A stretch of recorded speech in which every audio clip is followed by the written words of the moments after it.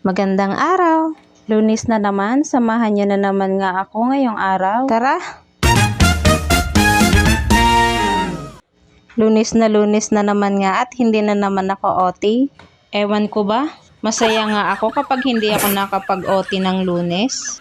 Uy, huwag mong sasanayin, aba? Huwag ako guys, alam kong kayo rin.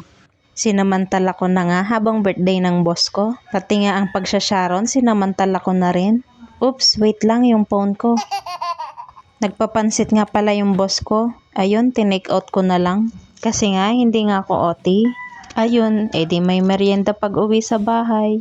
Maghapon ngang makulimlim at hindi nga nagpakita si Haring Araw. Kaya nga pag uwi ko, yung mga sinampay ko hindi pa rin natuyo. Sana nga bukas umaraw na. Habang nagpapahinga nga ako dyan, nagyakag nga si Cherry. Mag-grocery nga daw kami ng kaunti. Paano nanalo sa larong scatter? Sekreto lang natin yun ha.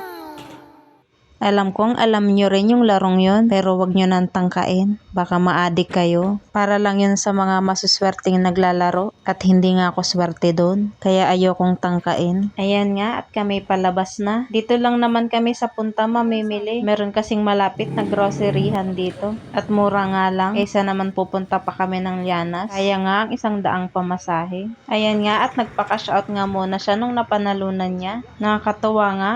Lagi nga siya diyang nananalo. Kaso itataya niya nga ulit. Di talo ulit. Kaya ngayon natuto na siya. Kapag alam niyang panalo na siya ng kaunti, ika-cash out niya na. Ayun, di may pang grocery na nga. Dito nga lang malapit yung groceryhan. Nagsara na kasi yung mas malapit sa amin. Meron din namang Alphamart kaso nga lang malayo.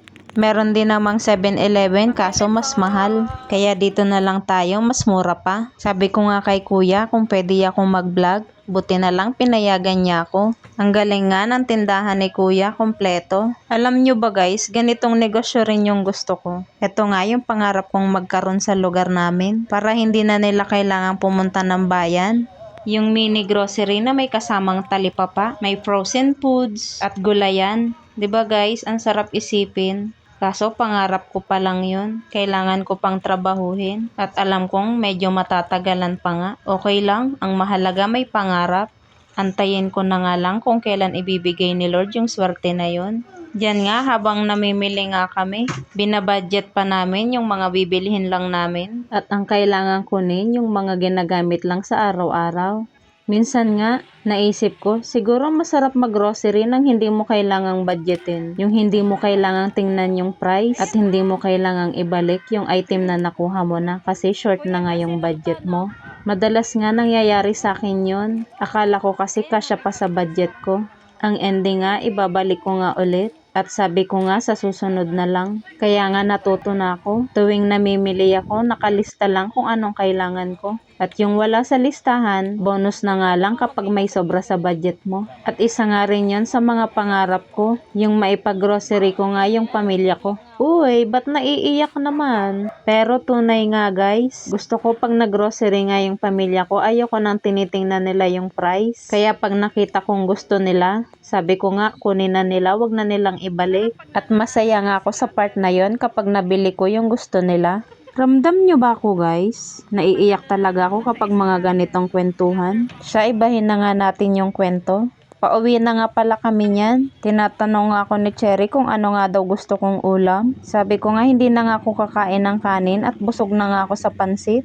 Bibili nga daw siya ng barbecue. Abay, inaraw-araw na. Sabagay, masarap nga namang araw-arawin. Masarap naman kasi yung timpla ng barbecue nila. Hotdog nga lang yung pinabili ko. Ulo ng manok at tenga naman yung kanya. Dito nga lang yan sa tapat ng Puntang Bayan. At kapag gusto nyo nga rin ng boneless inihaw na bangus, meron nga din sila. At kapag gusto nyo nga umorder, nagpapa-order din sila. Pag uwi ko nga sa bahay, ayan, at linantakan ko na nga yung hotdog. Masarap talaga yung timpla ng suka nila. Kaya try nyo na guys. Kain po tayo.